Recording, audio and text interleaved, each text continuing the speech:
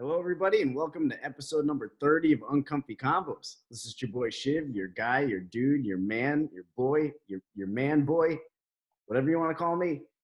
And today we're going to talk about comedy during the pandemic anxiety. Bet you have it. I mean, if you're a comedian, if you're not, then maybe good to know. And to talk about this anxiety, we have a very accomplished, hilarious comedian and actor on the pod today. He is a New York City-based comedian. He performed at the Comic Strip Live Broadway Comedy Club all around New York City.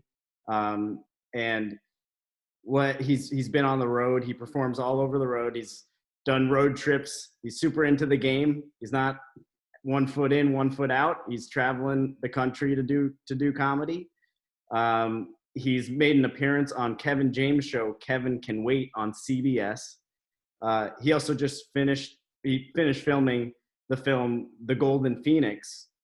And he's also been seen on Cosmopolitan.com, ESPN, ID Channel, Elite Daily, and the Wendy Williams Show. He was also in the film What Happened Last Night and in Jay-Z's music video, I Got the Keys. So without further introduction, thank you so much for being on, James Camacho. Hello, everyone. Thanks for having me, Shiv. That was a fun read of that's an old bio. So when you're reading that, I was having all these memories of doing all those things. And you know what? Not to be braggy or flex my tits, but I guess I've done a lot of stuff. Like sometimes you have to have someone read it to you to be like, oh yeah, that kind of adds up. It's like we're almost in the double digits now of things. Yeah, and you've done a lot of stuff too. It's an old bio, and that's still a lot. I mean, I'm sure there's more now, but what stood out to me is you were in Jay-Z's music video, I Got the Keys.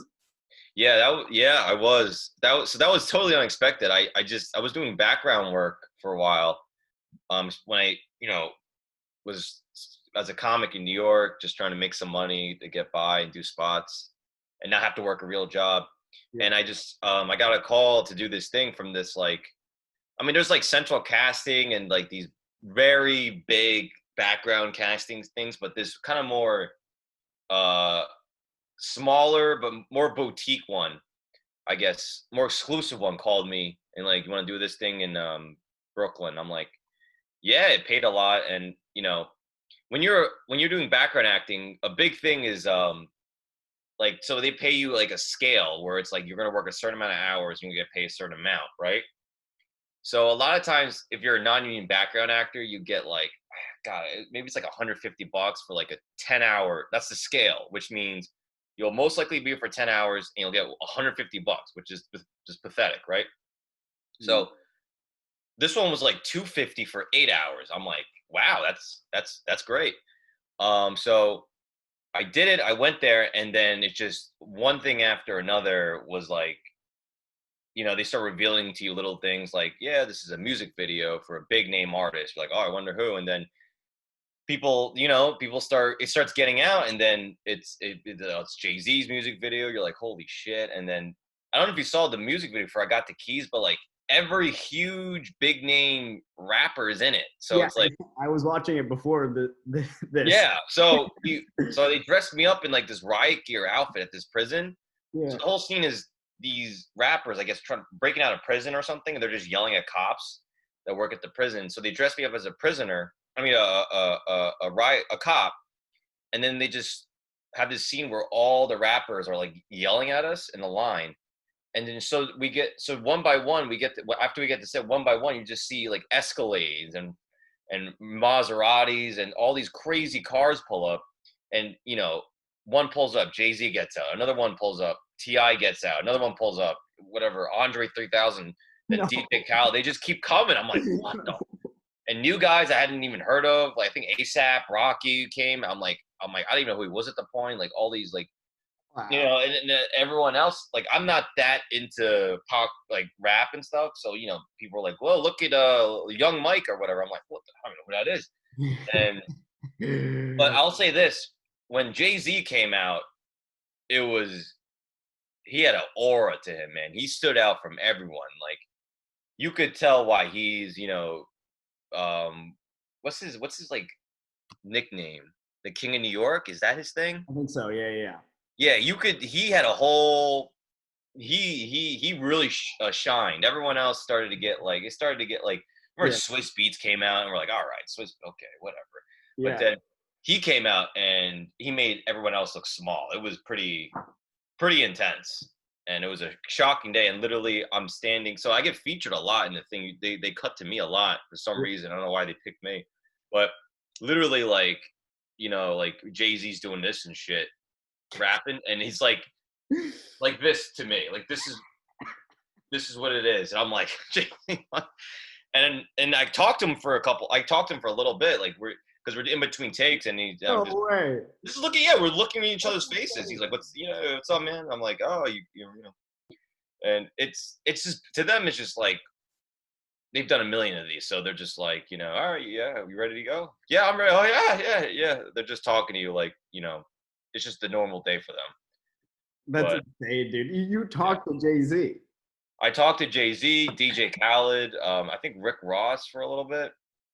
Did he do And it like, wasn't like I didn't introduce myself. They were just yeah. like, hey, fuck, this is fun, right? Or I was like, yeah, oh wow, yeah.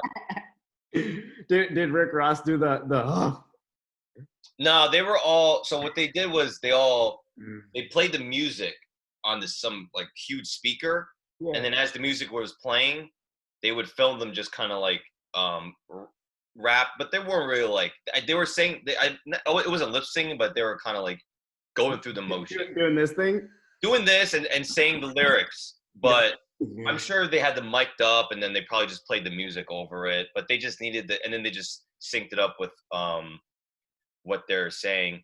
It's like they weren't actually like rapping. They were just kind of like lip syncing it. a little bit, yeah, but not yeah. Basically lip syncing it. I thought lip syncing was when you were just completely mouthing the words and nothing was coming out. That's what that is. Yeah. Yeah, I think they were still saying the words, but it wasn't like they weren't doing it like concert effort. Got it. Yeah.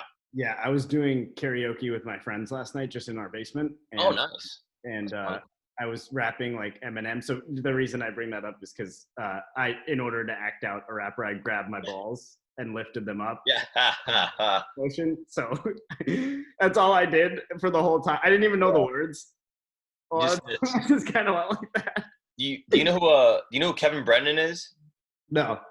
He's this comedian. He does a joke. He's like a middle-aged, not middle. He's an older white comedian. He does a joke where he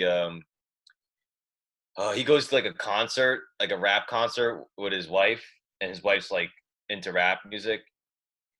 And I forget how the joke goes, but they're like, they're like, put your hands in the air, and he's like, they stole my goddamn wallet. And then he has this whole thing where it's like, how does it go? It's like, it's been a while since you've seen the joke. Yeah, but the whole reason is because he does this at one of them. Oh, got it. And it's like there's a saying he has with it that's really funny. Yeah. I'm trying to think of it. Yeah. I don't remember, but it's like he does this. It's super funny, and I do it too sometimes when I'm trying to, Yeah. I guess be like, oh, like I'm trying to be black for the joke or whatever hip hop, and I just do that. Yeah, it's stupid. I had there was another comedian in the scene, like in the open mic scene before I left the city, and he's like middle-aged like comedian, like and very like he wears like a turtleneck or like with a collar, he wears glasses, like very like oh, wow. type vibe. Yeah. And he started singing Cardi B's like Money Moves or something, and like he was like he'd sing the lines and he'd be like these bitches don't want to fuck with me, and but like it was so from a dad, it was like it's so funny. That juxtaposition is so funny. That's what really makes it so ridiculous. Yeah. And he kept singing it literally for 5 minutes. It was gold. I was like, oh my gosh. Like there Wow, was good for no him. construction of the joke, but it worked. Good for him. I'm fascinated with people that come to open mics and they don't do jokes. They just do whatever performance for 5 minutes. I'm just the whole time thinking like I wish I could never commit to something like that. Yeah. That is so good for them. Like they got something. They Yeah. got something else going on. Yeah. I did there was that reminds me there was one mic before I left and I was doing one joke for a while and it was like 2.5 minutes and I just nothing. It was at the pit. Oh, yeah, that's a rough one. Yeah. In the attic, and then I, 2.5 just silence, and then I was like, "Oh boy, I'm in a hole." Like I had to acknowledge it, and that got the biggest laugh, and I'm like, "Great, that's not gonna be scalable." That's like, Yeah. Well, the comedians really only they'll laugh at something that's really good, or they'll laugh at you tanking.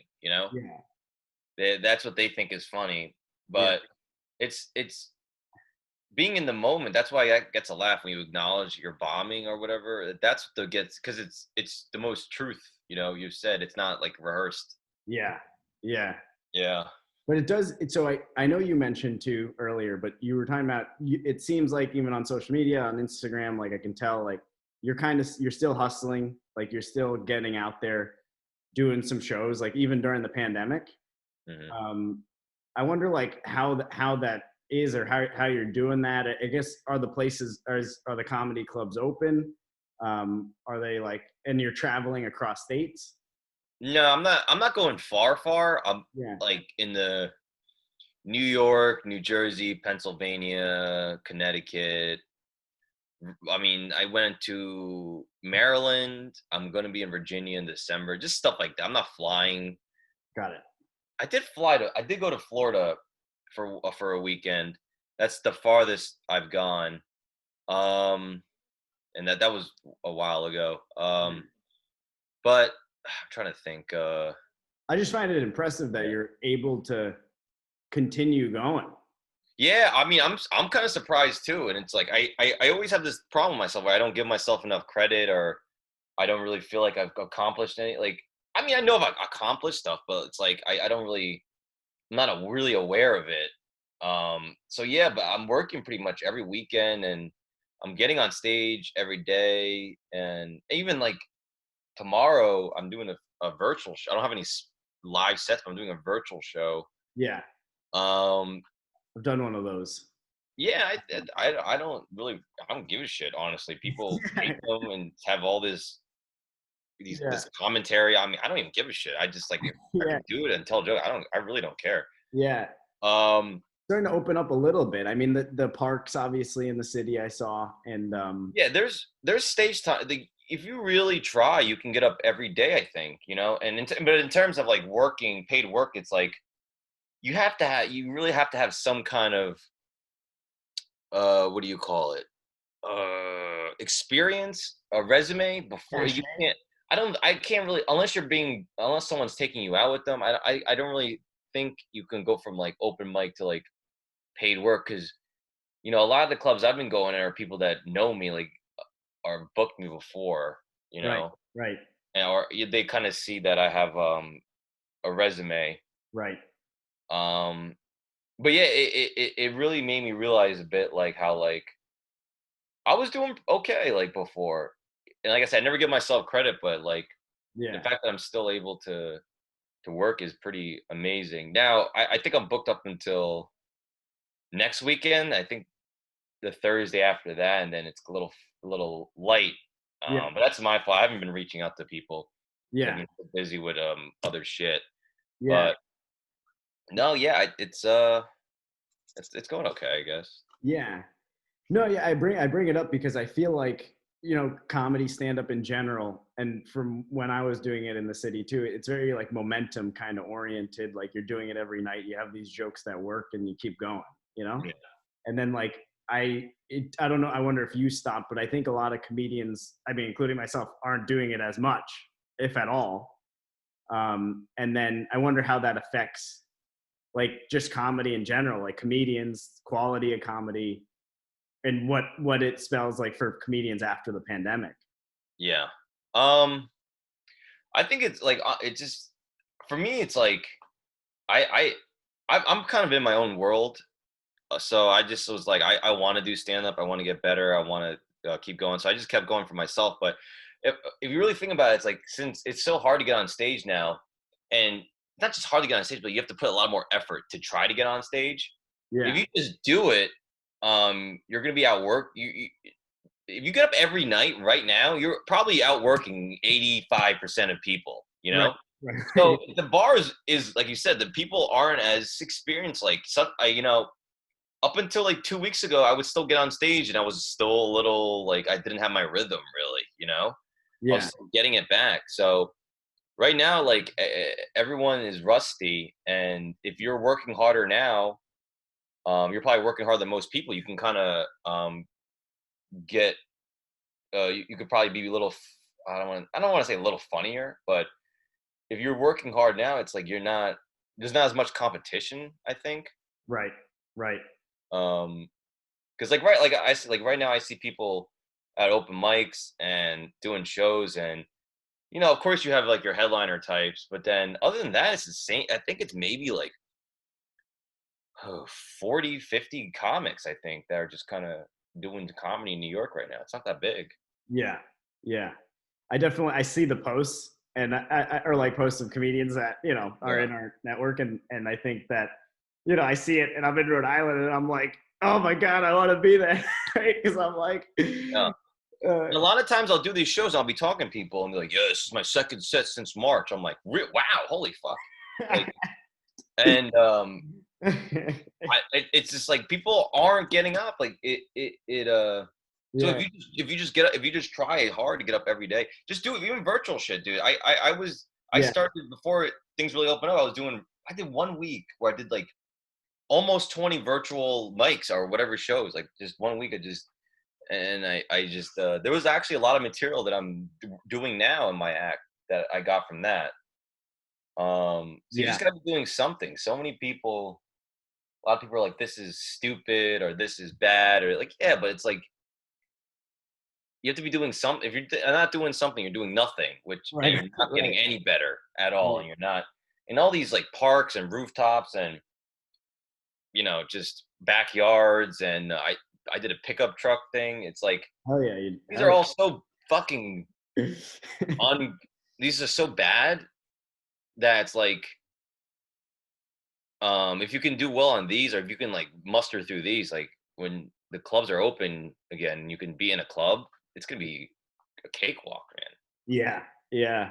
That's a great point. I mean, just like continuing to do something, right? For me, it's kind of been this podcast, and that's kind of been how I've kept it going. I Yeah, like the funny muscle, or like I'll edit funny moments, and I like get that not fix because that's not a drug, but comedy is kind of a drug. yeah, it is.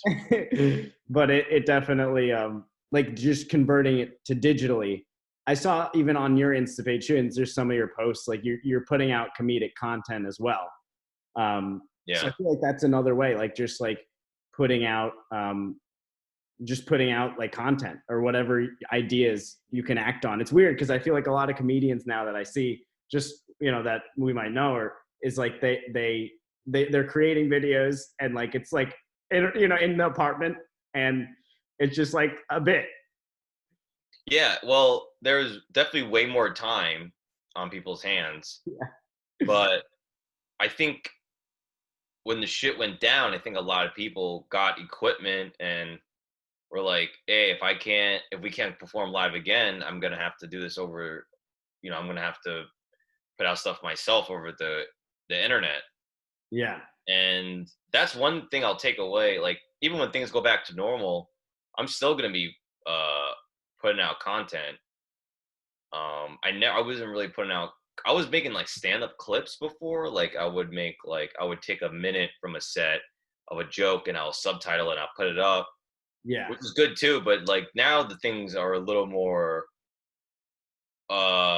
little higher quality and a little bit more creative than just a regular stand up clip. Right. But That's yeah, I don't know what my point was here. Uh That happens to me all the time. Yeah, the content is definitely something. It's like I think what the point is just like you almost have to like I think you have to kind of create your own thing, and if it gets big enough, then that's when you start getting like network attention. So you really have to just do it all yourself Yeah. until someone wants to be like, we can monetize this, and that's when you get the networks involved, and that's when you can kind of get on TV. But then also, it's like a lot of people like they do their podcast, it gets so big they Yeah. don't need the networks, Right. So yeah, it's just about doing it yourself. Like you especially now where it's like the pandemic, it's like they're not going around scouting people. Like no comedy clubs are having auditions right Yeah. now, Yeah. So it's like you really just got to do it yourself. Like I was thinking about this the other day. It's like everyone wants to get an audition at the Comedy Cellar and or whatever, the Stand or what. It's like, is anyone? There's no audition. We can audition to do some guy's rooftop show now. It's like there's Mhm. no audition process now. It's just like almost there's no barriers to entry right now. Yeah. Yeah. And the only thing you can do is just kind of do it yourself, like for real, for real. Yeah. You really don't need anyone that can tell you what where you can or can't perform. But I think before it was in our own heads, like I can only go if there's a microphone stage and this and that. Now it's just like you can just go into a park, do stand up. You can go you can do it anywhere. Like you don't Yeah. need anyone. You don't need anyone else. you know? That's what I was thinking too. I just had a burp with your burp too. Like Oh, nice. We're in sync. yeah. Yeah, no, I agree. I think, and that's another thing too. Like, it's like the mental, and that's what I really didn't want to fall into at the beginning because I knew, like, all right, this is going to happen. Stand up is going to be tougher to do, at least at the beginning. I mean, obviously, you're getting out now, which is great, but there might be lulls here and there where we can't do it as much. But it is like you want to keep doing something because if you like just play the victim and you're like, oh my god, I can't do comedy at all. Like, I didn't like that's probably not going to get us anywhere. My motto in life is just do whatever helps you sleep at night. So Yeah. if you to me, I fall asleep like a baby, because Yeah. I really just do. I put all my effort into everything I do. Like I like even today I went for a run and I was like my plan originally was to do 45 minutes and I got to like 20 and I'm like easily like I'm just gonna fucking stop. And then I was like, no, like if you do the next 20, you go for the rest of your day. Like I finished my goal. And that's just a precedent. Like I'm gonna finish my goal every time, whenever I do anything. There's no quit, that's unacceptable. Yeah. So for me, it's like with comedy and stuff being it's like as long as you just did everything you could to even if it sucks, take some accountability. Um, it'll help you sleep at night. That's basically my point. It's like it'll help you sleep at night, and it's like you can kind of, you can live your life knowing that you did what you could. I think people get very jaded when they don't try their best and they kind of see things kind of take off with them. It's like I said, there's stuff out there. Yeah. And you could be doing it, but just because you didn't want to do a virtual show, or just because you're like, I don't want to go to a park show, it's too cold, that you're not getting seen. It's like that's you're not doing all you can. Yeah. Yeah. How can you sleep at night? especially in this day with all of our digital outlets. I mean, I it's overcoming a fear too, right? Because you get used to doing stand up and you overcome that fear every night, and then I think posting stuff of like just me digitally, like I've overcome that fear to an extent with the podcast, but being able to like post videos of yourself doing something comedic alone is another level of, which I've done a few times, but that's another level of discomfort. Yeah. I put like a mini doc of me doing stand up, and I mean, I made it. I edited it, all this hard art, and then just hitting the post button after I put it up and put up the cover photo and write a caption. Just hitting the post button takes me like 15 minutes, man. Just because I'm just thinking like, oh, people are gonna like it, people are gonna watch this, or is my girlfriend gonna break up with me because of this? Like just all this shit. And finally, I posted, and it's like, it's putting yourself out there. It's something. you know, and I realize this more and more. I meet people and in life and like this is why I like to hang out with non-comedians. I Yeah. like hanging out with comedians, but hanging out with comedians is that instant like there is a little bit of a pressure, you know, with hanging out with comedians. Like you want to talk shit, you want to be funny, you want to blah blah blah. You're all trying to get the same goal. Mhm. And I'm a very quiet, introverted type of person. Like I don't like that. But when you talk to like regular people and you realize like how special comedians are fucking wired differently because we are putting ourselves out there. We are laying it all out. We're all leaving it up to judgment.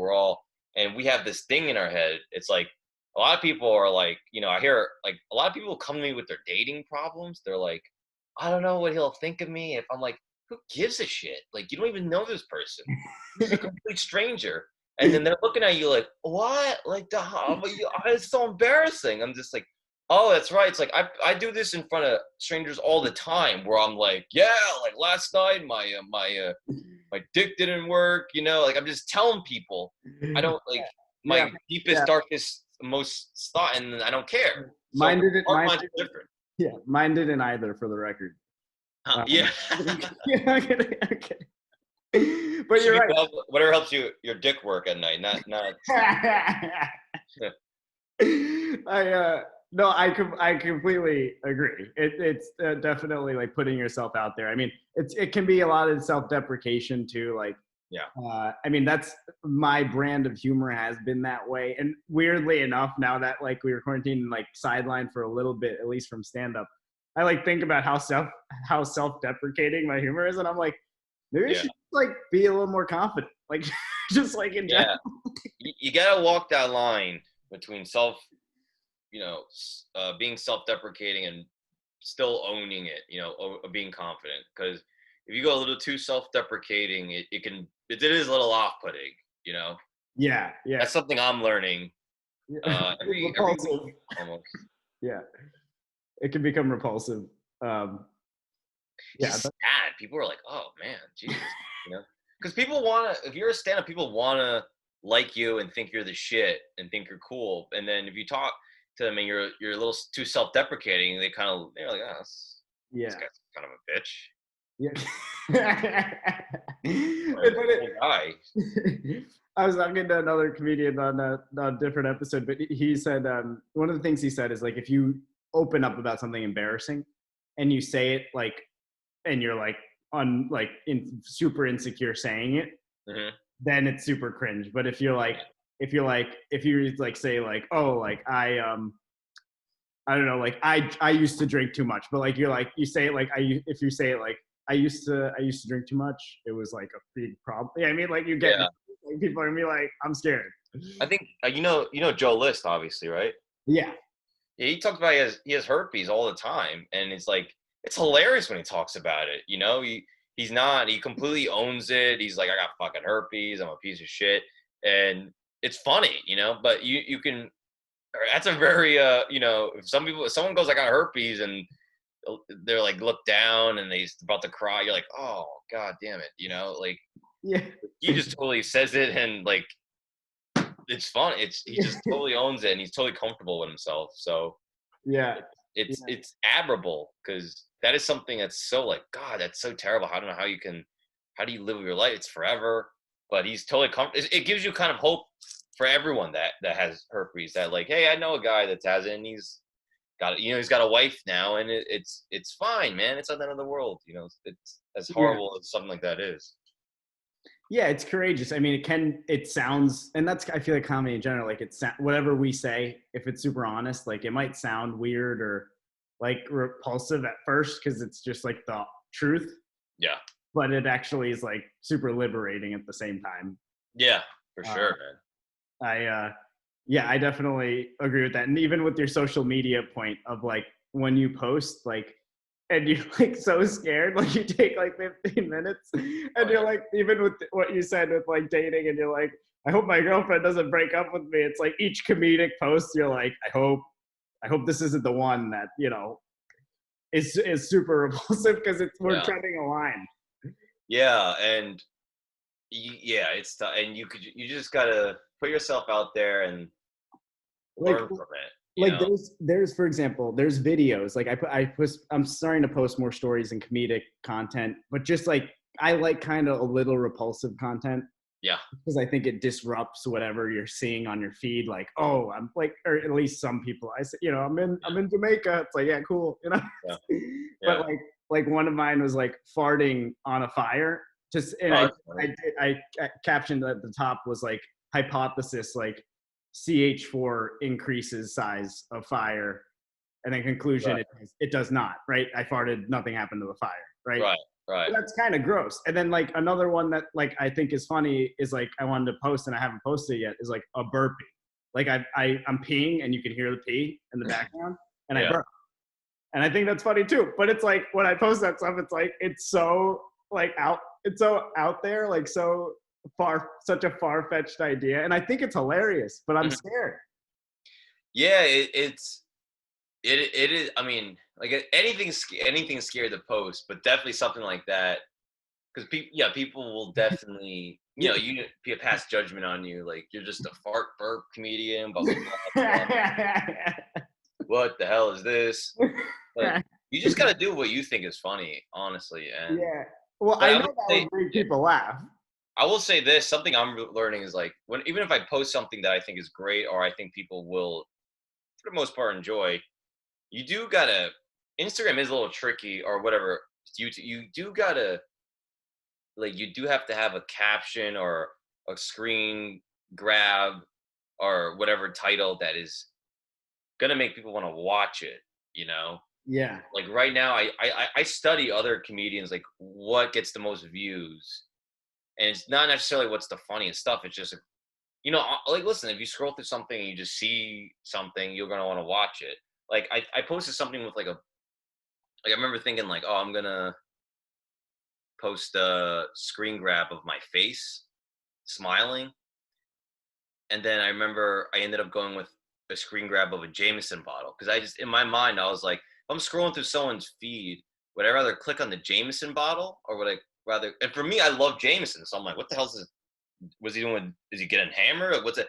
But if I just see the person's face, it's just like, it's just his face. But so I think I've it's seen that. I thing. think I've seen that post. Was it recent? Yeah, yeah, it was pretty recent. Yeah, yeah, But yeah, it's a weird. It's like it's trickery in a sense where you just want to get people to, because what you get the views, but and you get your numbers up and it's great. yeah, But also, but the view, you just want people to see your stuff, so you want to make sure. So for you, I'm thinking like if you go like I'm like a fart burp. I think you might want to do it a little like maybe like fun experiment might be a thing where people might be like, oh, what's that about? yeah, I yeah, think if yeah. you come up right, if your thing just says fart on it, people might be like, Yeah, ugh, but it's like I wasn't like in prime like in the video I didn't look amazing. I had my beard was super scruffy. Like yeah, I like had my sideburns were even less like trimmed. I was like I didn't have a shirt on, right? Like it was uh-huh. Oh, all right, but you can't see the bottom. Like I'm not obviously showing down right, there, but like it's not like a like that. But it's risky for me because I'm also known to be, and that's the thing too. Like, how are you perceived by people, whether it's family, friends, and like yeah, other people? And it's like obviously as a comedian, you want to break that stereotype. I just want to make people laugh. That's my goal. yeah, yeah, yeah. So, but I think, then you think about it, and I have this like super good, like not edgy type persona in front of people all the time, you know? Hmm.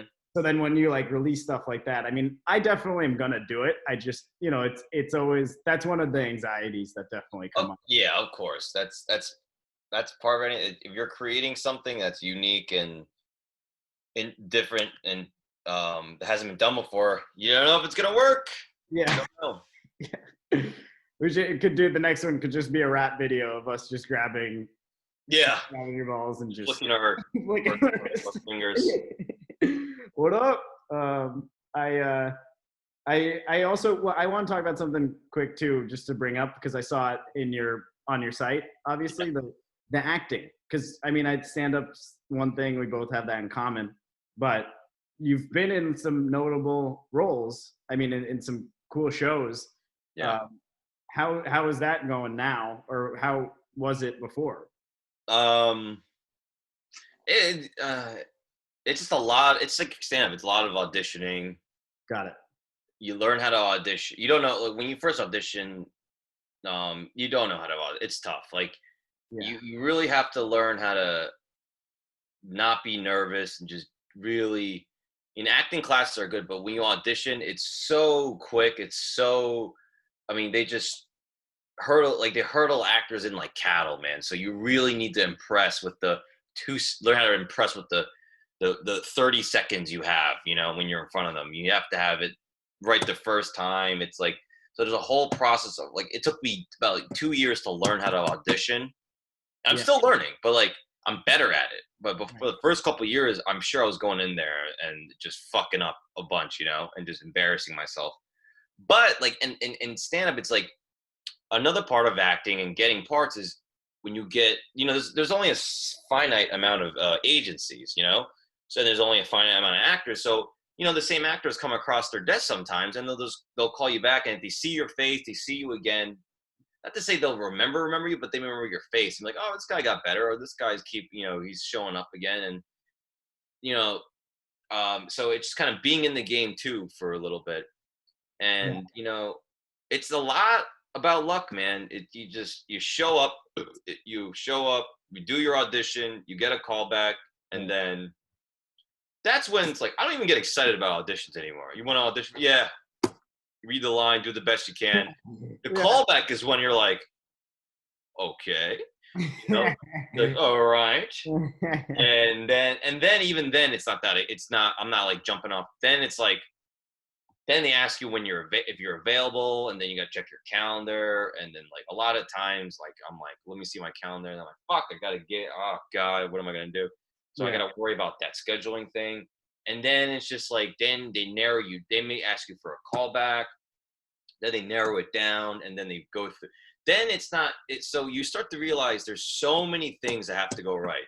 First, it's the first audition where the intern camera person holding the camera has to like you. They send your tape to the casting director, who's like, this is interesting. Then they call you in, and then they got to get the producer, the director, the production TV people, like actual network people on board. It just, everyone's got to line up and be in agreement with you, like, and if one thing goes wrong, if one person's like, it's over. So, it's a lot of luck. It's a lot of, and once you start to really realize that and accept that, that's when you can get better at auditioning. Because then you just go in there like, I don't give a fuck. I'm just gonna do what I do. I'm gonna do the lines the best I can, and you just don't give a fuck, But in the beginning, you're like, you think every audition's an opportunity, which it is, but it's just very you get in your head when you start fantasizing, you know what I mean? Like, I'm doing an audition after this, and it's like, it's just a couple lines, and like, it's for a TV show, it's pretty big. And I mean, I've auditioned for shows so many times, and it's like, I just know all I can do is do the best I can. Yeah. And that's it. I'm done. I did my part. And then everything else is just them deciding, 80 people deciding who to pick, Yeah. And it could be, listen, you could be the best actor, but they may be going for a different look, So it may not even be you. So, Right. But a lot of people take it personally, So many people are like, what the fuck, like, what, they hate me? And like, no, they don't. They were looking, they wanted a girl instead of a guy. Come on, man. Like, that's not your fault, dude. Yeah. So it's really a lot of luck, man. It's a lot of luck. Definitely skill. You need the skills. Like, you need to impress. You need to be getting better. You need to like, I was taking Meisner classes, which were like brutal, dude. I would have migraines after every class. I would try to do spots after. I would always bomb because it was just so emotionally and draining and just fucking crazy. Yeah. But it's definitely helped. It's the acting thing is comedy to me is probably, it's not the most lucrative, obviously, but it's the easiest thing for me because you could just do it yourself. You're right. Go off stage every night. Boom, you'll get better. Yeah. It's a lot of shit out of your control, man. It's really crazy. Yeah. No, that was really insightful. I did my first, believe it or not, my first acting audition 2 weeks ago. It was Good. just some friends. I was in the improv scene, so I did a lot of improv comedy in addition to stand-up, just like with the team we formed, and I did an audition, and I didn't even like expect. It was my first acting audition ever. I had no experience. Yeah. I didn't take it personally. They were super nice. Like they wrote like their own script, and they're trying to submit it to a festival and stuff. So like it was cool. But I would definitely was in there, and I had no idea what I was doing. I went in. The character was for like it was for like a teenage boy he's like a sensation. It's like a Justin Bieber. Okay. And he gets kidnapped by fangirls. Oh, okay. And he's at the sleepover and he's kidnapped and he's in a chair. So like my role was like to be kind of like tied to a chair, and like the girls are like, they're like, you're hyping me up, but they kidnapped me, right? So I have to be like really good, like angry. And then one girl all of a sudden's like, you actually ruined our lives because like you like took up all of our attention. Like you're not even like who you say you are. She just got mad, and then my part was to like respond to that. So but when I was doing it, she was like, all right, Shiv, like I need you to think like frat boy, like douche. And then like I'm like, okay. And then I just read it the same way, because stand up, I'm just like me, right? Like a little like not, I'm weird with edgy things, like try not to be douchey, like it's my personality. So it was hard, and I can relate. Lots of respect to be able to do that repeatedly. I mean, I'm sure it's just like hitting yourself up against a wall. Yeah, it's literally like, especially with big networks, when you're coming in, it's like you have to be like, there's no second chances really. It's just like I remember I would go in there and begin like, can I do that again? That's it. Like you can't do that. You have to go in there and you do it the best you can, and then they'll tell you, hey, can you try it? And when they're asking you to do it a couple different ways, that's a good sign. That means they're kind of like, okay, let's see if you can take the right. Yeah. But like you said, when they're giving you direction and the way you did it was the same. Yeah. That's not good. Like you have to, and listen, you may not be a frat guy, you may not have any experience with that, but it's like, it just, whatever your interpretation of an asshole is, just do that, and there's got to be a little bit of there's got to be some change in the way you do it. Right. It's like I said, it takes. I just was a little bit louder. That was my adjustment. Yeah. That's the worst, when you just get louder. But before we wrap this up, I just want to end on something light. I saw one of your recent posts was a tweet. It was Tom Hanks befriended a volleyball during the isolation period. I befriended things in my fridge during the isolation period. Is there a certain food or something in that fridge that's super grabbing? I mean, I've definitely been around my fridge a lot too. So this quarantine has actually been good. Yeah. Because I used to eat out a lot, and I'm not a pig or anything, but it's like you go out, you do spots, like at Chipotle. Like I was still trying to be healthy, but I would eat out. And since the pandemic, I've been cooking every night because I just want to save money. And that has been, it's amazing what the difference is when you control what you eat, because you never know what they put in Chipotle or anything you go to. They put in, you don't even know what the fuck you're eating really. Like, so I actually lost like a good amount I look at pictures from like March, and my face was rounder, and in March I thought I was skinny, so it's like, it's pretty crazy. But something that I've gone whipped cream, man. I'll just put that fucking thing in my mouth and hold it down. Yeah, and I love whipped cream. I'll just suck on that whatever jar. What is it? The foil? I don't even. It's like a can. The canister. Yeah, I love it. Well, I'll go to the fridge every hour and just get back to work. Yeah, I love it. You said suck on that jar. Whatever it is, yeah. I wanted to say dick, but it wasn't a radius of mouth to get your mouth over a jar. Yeah. It's when you stay home, you just give. I used to try to do a bit about it. It never really worked that well, but it's like when you're home, the fridge is right there. You just want to eat. You're bored, Even if you are working, you get up, you just go to the. For me, like I live in a 1-bedroom apartment. The fridge is like there, you know. Like Yeah. someone can pass the time and keep me my hands moving or something. Yeah. Yeah. No, I completely relate. I used to live in a studio, and Oh, I did a tweet, like a little joke. It didn't yeah, work either. yeah, I don't know why it didn't. It's what I enjoyed it. I'm doing comedy for myself. Who cares? right. I'm kidding. I'm kidding. But I like went up to the fridge and like I did a joke. I'm like at midnight every single day. I like go up to the freezer, open it, we'll stare at the ice cream and scream, "You're not my master!" And then Yeah.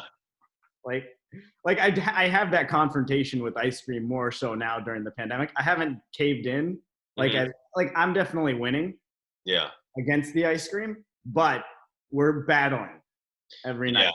We have like 4 tubs of ice cream in the freezer right now.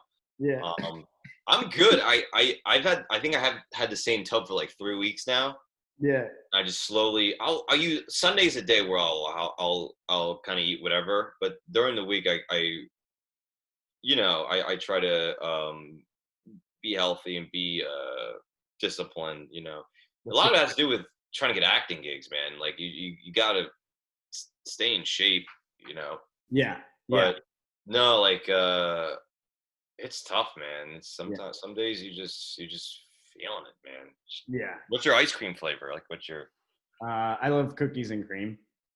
mm, that's good. And then I've recently started liking the I don't even know what the brand is, but I just found it in my fridge. My parents, I think it was just in the freezer, Yeah. and it's chocolate, like inside, like chocolate chunks, but it's not chunks. It's like connected around. It's almost like a blanket of chocolate within the vanilla ice cream, and they're Oh, like no. it's like hardened. It's like Rocky Road, maybe? maybe I don't know if that's not what it was called, but it was just like a coatings of chocolate inside, and like you Wow. go in to bite it, and like it'll have like just a bunch of chocolate like in between. Wow. And I didn't know we had that in the fridge, and I finished it in 2 days. So Oh, what happens with me is if there's something in the house, I finish it, and then I'm super disciplined because it's gone. yeah. I'm the same way. I can't have it in the house. I Yeah. will. Peanut butter for me is bad. I'll eat a whole jar of peanut butter if it's there. Yeah. I don't. Someone close to me in my family. I'm not going to say who, because if he or she listens to this, but they would fall asleep on the couch with peanut butter Oh, in their mouth while watching a movie, I, like, I've been there. on multiple occasions. Oh, But thanks so much for being on, dude. I appreciate it. I know I just reached out to you randomly, but this was a yeah. lot of fun. Cool conversation. Before we end this, I know we talked about a lot of like comedy anxiety, just what's going on right now, comedy anxiety in general, also during the pandemic, for our listeners. But before we go, do you want to do any plugs? Um. We have it's at Camacho. It's at Camacho Oh Bro. yes. Oh yeah. Yeah. Social media is at Camacho Bro. CAMACHBRO. It's Instagram and Twitter. Facebook, James Camacho Comedy. I don't really give a shit about Facebook, but Yeah. if you want to friend me there, it's cool. The Website jamescamacho.com. Yeah. Slash shows for tour dates. Yeah, I had a nice. I think I'll be at. I'll be at Eastville Comedy Club. I believe the 27th. That's a Tuesday, October 27th, and then the Comedy Dojo in Morris Plains. I believe I'm terrible at plugging. It's on the website though. Yeah, just go to the website jamescamacho.com/shows. I'm doing shows everywhere. I'm in the city, Jersey, Pennsylvania, Connecticut. That just tri-state area. I'm always there. But I know times are weird, and coming out is asking a lot of people. So just go to the Instagram page. I'm posting funny content all the time, and I document, like I'm documenting this weekend of shows. I will be putting it out. So it's like you don't have to come. If you can, you'll be able to like get a little taste of what the experience is like through the videos. Yeah. Yeah. Definitely follow James. Check out his shows. Super funny, super hilarious. And thanks so much again for doing this. Of course, it was a pleasure to be on it. Thanks for asking me. Yeah. No worries. All right, and to our listeners, stay tuned for the next episode. You know, this UnCoMfY CoNvOs train doesn't stop rolling. Yeah. All right, peace. Wait, I'm sorry.